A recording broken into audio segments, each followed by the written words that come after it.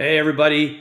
Welcome back to another edition of the Fantasy Football Expo podcast series.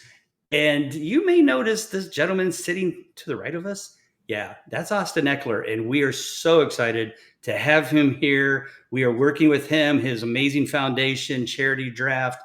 Austin, thank you so much for spending the time to be with us. Nate and we're huge fans. Anybody who's in the fantasy industry, we know you are the man of the people. A lot of players didn't always accept fantasy, kind of looked down on it, but you embraced this community and our fake sport, as people call it. And we can't thank you enough for being that person. And so we're honored to be a part of this. How are you, and how's everything going with the charity draft so far? Yeah, what's going on, guys? First of all, thanks for having me on. And I'll say this about fantasy football. I know there's a lot of emotion that's tied to it, which can, push people to say and, say some great things, but also say some, not so great things. But I think one thing that I love more than all on fantasy football is how it brings people together, the community that it creates. And I think that's exactly what you guys are doing, with the Expo, is just continuing to create platforms for people to come together as well. So big fan of what you guys are doing and wishing you guys the best of luck going forward as well. And I'm glad that we can connect and help each other out. So what's going on with charity draft? So if for those of you that don't know, yes, I'm big into fantasy football, and so big that I actually started running my own charity fantasy football leagues about 4 years ago. And what that meant was I would allow people basically to make a donation to the fantasy or my foundation, and then they would get a chance to play in the fantasy leagues. And they would play for signed jerseys, game tickets, a dinner with me, posters, like a whole bunch of different types of items. And now this is the first year that we're expanding that. So now we have 20 players that we're doing this with this year. And it's been going well. We've been having a lot of great traction, people getting excited about some great prizes and some great causes, and decided to join. And so this is going to be an exciting year to see if we can continue to expand charity draft going forward. I know that obviously you said you got a lot of players. Can you name just a few of the ones? I know one of the ones that caught my eye right away was Brian Dawkins. And why is Yeah. that? Well, living here in Canton, Ohio, I was a driver for Hall of Fame weekend for 34 years. And when Brian Dawkins was inducted, I was his driver for the weekend. And geez, I mean, just one of the nicest people ever, beast on the field, and just, God bearing, definitely has a strong faith and an amazing man. Talk about some of the other guys that are, donating stuff to the cause, because it's an amazing list.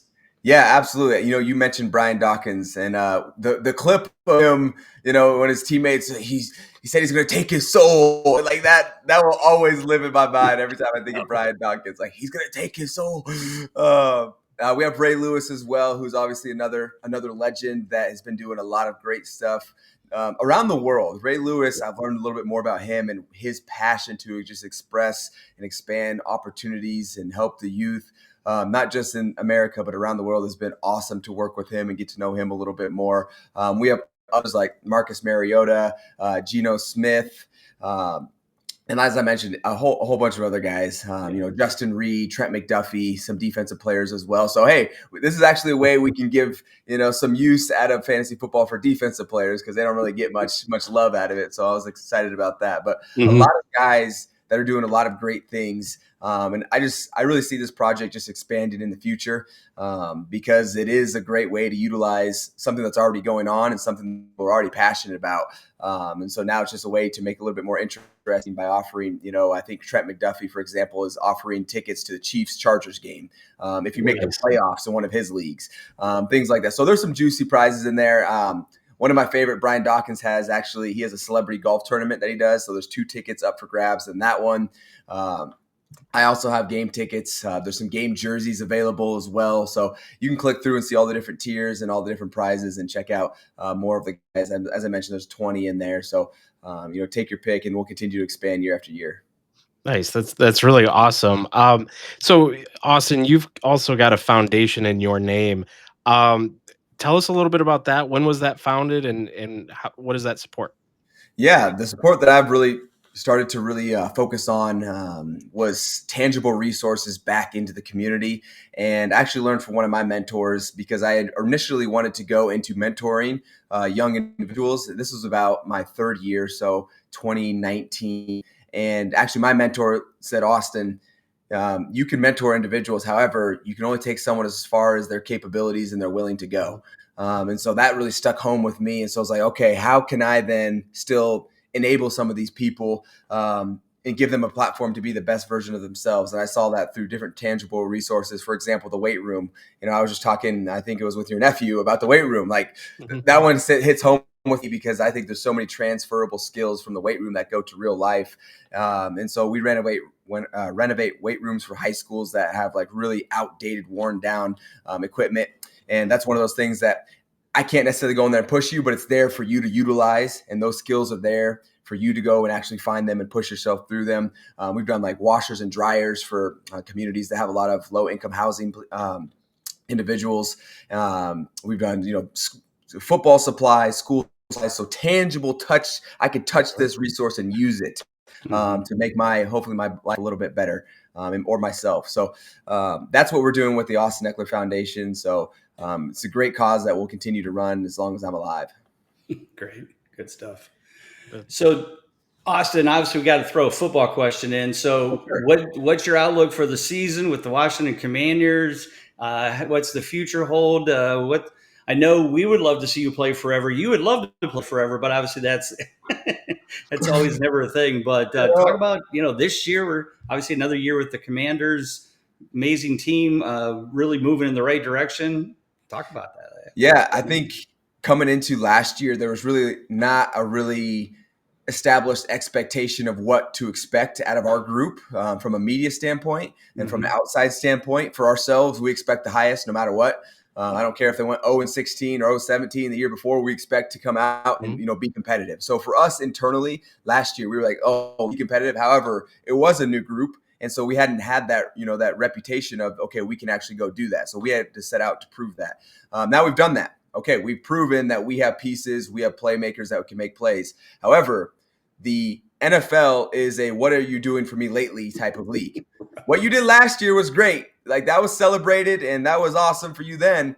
It's a whole new year, right? And so as we saw with the Commanders, for example, they won 4 games the year before, come out, in the championship game to get into this. So it's another clean slate. We have higher expectations from the outside pressures, but for us, it's the same thing. We have to continue to establish ourselves, improve ourselves. And as athletes, that's how we have to think. We can't be looking ahead, because then you're going to be worrying about the wrong things. You can't spend energy on other things. You got to spend energy where it matters the most. And that's for us right now at this time, we're recording this, is training camp and making sure that our guys are building up our callus to get ready to go play a 17-week season and then playoffs. So our outlook, absolutely have a lot of exciting players. So I'm expecting big things from us, just like I did last year. And, especially with Jaden Daniels getting another year under his belt, bringing in people like Debo Samuels. We got LT at left tackle. So it's like we have some more firepower that I'm excited about. And, bringing back a lot of our coaching staff, a lot of that culture. So it's only up from here. But again, focusing on the moment, and then, we'll look back and hopefully that's the result. Yeah, no, you guys were really exciting to watch last year. I was really rooting for Jaden Daniels. I've been a big fan of yours for a long time. So actually, this year I got sniped in my fantasy draft trying to pick you. But watch you guys, and I would say the only heartbreak moment for me is I'm a Detroit Lions fan, and that was a tough divisional game to watch. But really excited for what you guys are doing. Just business, Nathan. Nothing personal. Absolutely. Nothing personal. Oh, I know it, but it's been a long time. I had a lot of hopes for last year. I know. Dang it. So, but no, could be worse. Could be a Browns fan. So, yeah. you just leave it right there. You said not me.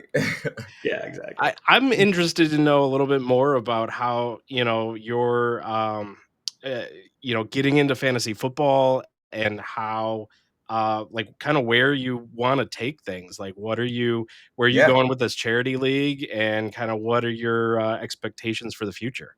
So how I got into fantasy football actually came after my second year in the league.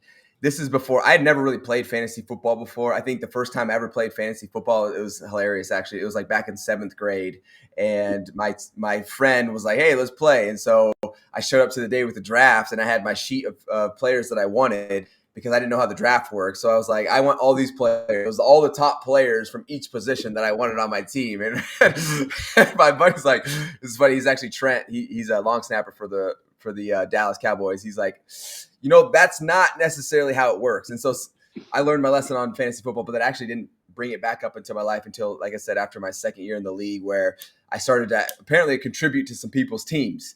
And so I'm starting to get some DMs about, hey, how you're impacted the fantasy. People are getting excited. They're like, you were my sleeper of the year. And I'm like, okay, because I was mainly a special teams guy my rookie year. So no one really had me on those fantasy teams until later in the year when I started getting some offensive reps. So that kind of snowballed into the next year where I had a little bit more success in the offense. And then I got put into a strictly offensive position and then really skyrocketed. And I was, I think, number 2 overall running back and the number 1 overall running back the next year. So then it became really prevalent of like, okay, this is a massive community to me. Like I understood the magnitude because it didn't matter what team, someone was a fan of. It was like, you're on my fantasy team. And I would go places and they would know me from fantasy. So I'm like, let me start looking into this a little bit more. And I loved the community aspect of it. And it didn't matter what people were from or who they rooted for. If I was on their team, they were a fan. So that was what drew me and brought me into the fantasy space and why I appreciate it.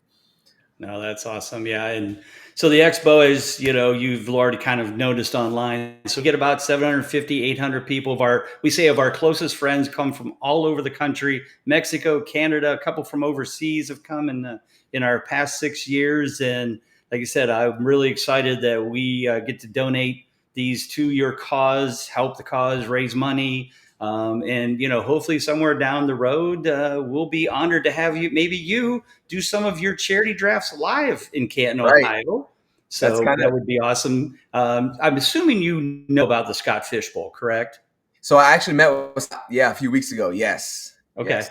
Yeah. So he started that years ago for the same reason, just to, bring that community together, raise money. Now they're pulling in almost $500,000 going to Toys for Tots and other various things all over the country. And so obviously our community is certainly 100% behind Scott and his, and we're big sponsors of that event as well. And, we look forward to being a big sponsor for your event for years to come. And as you said, we'll do it as long as we're alive. You do it as long as you're alive. So we're very excited about being a part of that.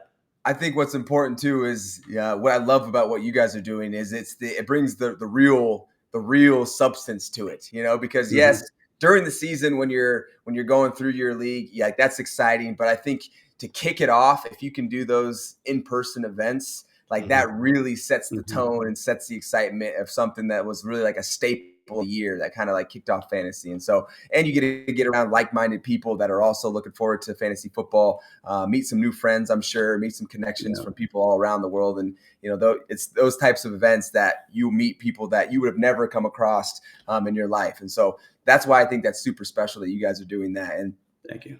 Kind of building on, what Nathan asked, the second question I didn't get to, but like, where are we trying to go with this? For us, this is the first year we're expanding the leagues. I would really love to get some more support and just continue to use the momentum we're building this year for next year and continue to bring on bigger and bigger names and more individuals every single year. Are you guys familiar with My Cause, My Cleats? So we have a week in the season where it's My Cause, My Cleats, where we can wear any shoes we want to represent our foundation. So I think this will be another even bigger way to bring more exposure to the causes that guys are really involved in, because it allows more people to actually participate in those as opposed to my cleats, which is kind of just like a flashy picture opportunity. So would love to continue to also leverage you guys leverage us and build the community together, because I'm not the expert in the in-person events like you guys are. Let me go out and help gather like-minded people and direct them towards what you guys got going on, because I think it completes the entire experience. Yeah, awesome. No, appreciate that. Well, before we go here, first off, I know that you're limited on time, and we're very honored and blessed to have you be a part of this today. Just one last time, tell everybody where they can go sign up to be a part of your amazing charity auction. Yes, absolutely. So if you're wanting to be a participant in any of the charity drafts out there, it's charitydraft.com. You can just Google charity draft. It should pop up for you. And like I mentioned, we have 20 different players right now that are participating, maybe be adding some more here before season. You can check out all the different offerings. We have a lot of different things as far as prizes, free tickets to the expo. I mean, even if you don't win those, you should probably today and go anyway, because it's going to be an awesome opportunity. But yeah, charitydraft.com. Make sure to check it out, at least to see what you have to offer. And if you don't like, or maybe don't have someone on this year, next year, like I said, we're going to continue to expand. So check it out. All right. Well, thank you again, Austin, for being a part of this. Everybody, charitydraft.com. Go check it out. Sign up. Get your favorite player. I know I'm going to get into Brian Dawkins thing because there you go. I know him well. But yeah, go pick, like you said, 20 different players. You can be in one of their leagues, win the prizes. IDP folks, you heard him talk about it. Individual defensive players. Nate was part of IDP Plus forever. And so give them some love. It's not all about the offense, guys. Defense is just as important. So if you're an IDP guy, check out some of the defensive players who have their own leagues as well. So for Austin Ekeler, Nate Cheatham, I'm Bob Lung. Everybody take care. God bless. See you soon. Thanks for watching. Lock in your 2025 football tickets now at thefantasyfootballexpo.com. Hit subscribe and check out one of these excellent @FF Expo videos next.